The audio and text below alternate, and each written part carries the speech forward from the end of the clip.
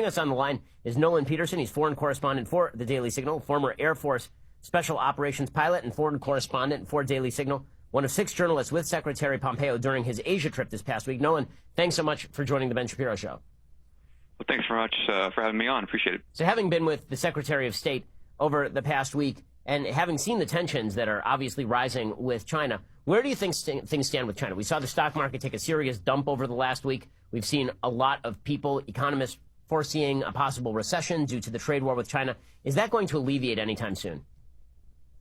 I don't think so, and I certainly think that having observed the Secretary of State making a pitch across Asia last week, that we really have entered into a new era of strategic competition with China, and the U.S. is doing its best to rally nations across the Indo-Pacific region to our side, both economically and also to deal with the rising military threat of China across the region as well.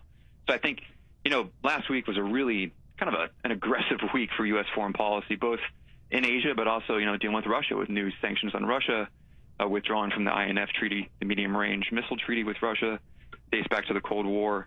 And so I think what we're really seeing is sort of a doubling down in America's position in the world and holding these countries to account, who are sort of serial violators of America's goodwill and trust. Well, it's pretty obvious that China is getting extraordinarily aggressive. They have been for years in terms of military presence in the South China Sea. Obviously, they've gotten quite aggressive with regard to Hong Kong. They made it somewhat puzzling that President Trump was using conciliatory language about the crackdowns on Chinese dissenters in Hong Kong. Was there any strategy to that, or was that just the president tweeting? I can't, put myself inside the president's mind, but I think, one thing that is unique about our moment in history is just how intertwined all these issues are. We have North Korea, we've got, like you mentioned, Hong Kong, at the South China Sea. Russia and China are doing more joint military exercises in Asia as well. So I think, when you put pressure in one place, the lever sort of raises somewhere else. So I think that maybe back, deep within the mechanisms of U.S. foreign policy, we're trying to not to upset the balance that we've got of we're juggling all these foreign policy issues. I would suspect, however, that if China did pull the trigger and retaliate against these protests violently in Hong Kong, that there would be a pretty robust U.S. response, just based on the rhetoric that I heard from Secretary Pompeo in Asia last week. There's no question about the fact that the U.S. sees China as a strategic threat in the Indo-Pacific region, both economically and militarily. And so I think that there's, when push comes to shove, there will be very little reluctance to stand up if something really egregious happens. We're speaking with Nolan Peterson. He's foreign correspondent for the Daily Signal. He's just on the plane with Secretary Pompeo during his Asia trip. So speaking again of this tariff war, which seems to be devolving into a currency war as well, one of my great fears, Nolan, is that the president actually has not bothered to explain to the American people what the hell is going on. He seems to continuously tweet out that everything's going to be fine, that the economy is going to be strong. We're seeing some warning signals that may not be true. And obviously, the bond yields have gone down pretty dramatically. China has devalued its own currency. I think one of the things that has to happen, I'm hopeful that Secretary Pompeo does it, is the American people need to understand what exactly is at stake here. Why is this fight even taking place? Because until 5 minutes ago, we were supposed to be burgeoning friends with China. Now it seems like we're taking a much more antagonistic position. What do you think that the administration should say about the situation? What do the American people not know about the actions of China that they need to understand in order to contemplate what exactly is going on here? I think clearly we're looking, at the long-term, effects of what China is doing now. I think that China is challenging the rules-based world order, which has made a lot of Western democracies and, rising countries prosperous since the end of World War II. But China is not playing fair. They're not playing by the rules. And at some point, I think America has to stand up and hold China to account. And I think there's obviously going to be a pain period.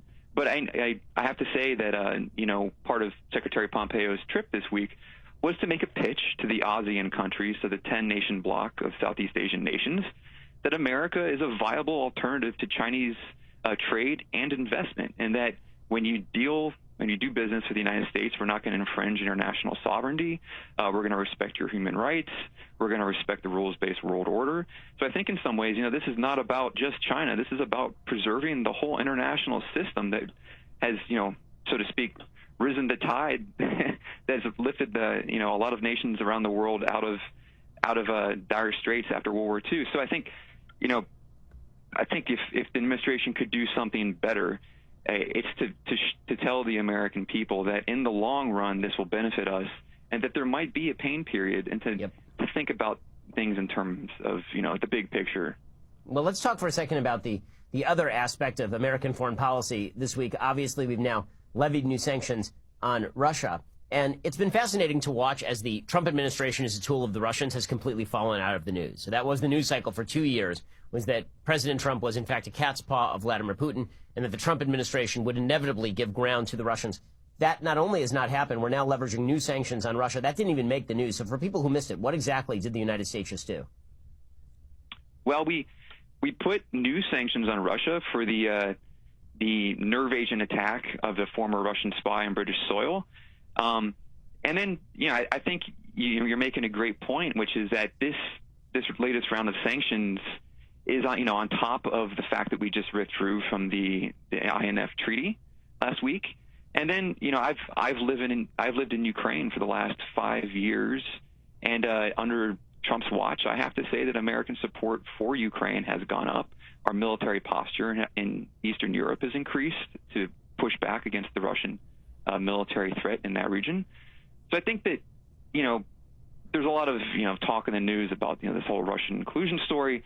But from what I see on the ground in Eastern Europe, America is taking a tougher stance against Russia and pushing back on their violations of, sort of the international order and the notion that you can't bully countries around and invade them.